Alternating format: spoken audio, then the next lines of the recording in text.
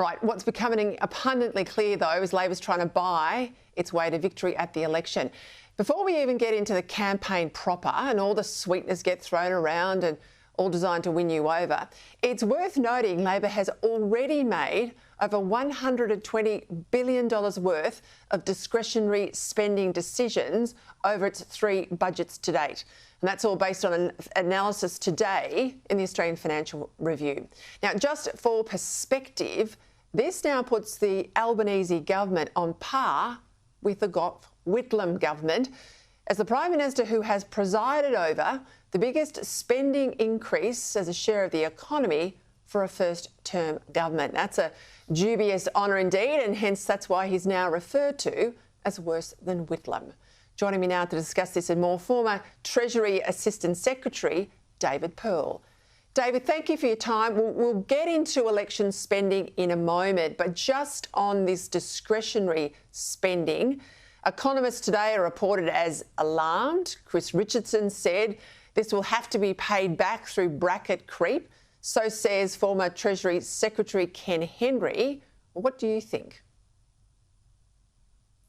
Thanks for having me on, Peter. I think they're right, although I do think that the economists being in conniptions about balancing the budget are missing the main point, and that is that in order to reinvigorate growth in this economy and dynamism in our society, we have to be shrinking the size of government. There's a massive difference between a balanced budget where tax is 40% of GDP.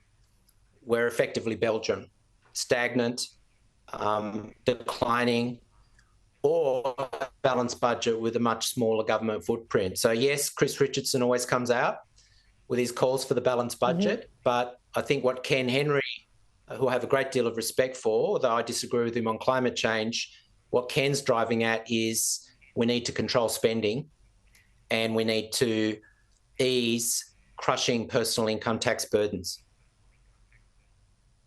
Well, just on the cost of government, there's 2 things there. Obviously, what government spends and how many people government employs and the cost of the institutions that we have, you know, the quongos, if I can call them that. Peter Dutton's made a commitment today about $24 billion he reckons he can cut out of the public service. He says this will not be frontline services, you know, like the border protection officers and the like. Do you think there's that sort of fat in the budget?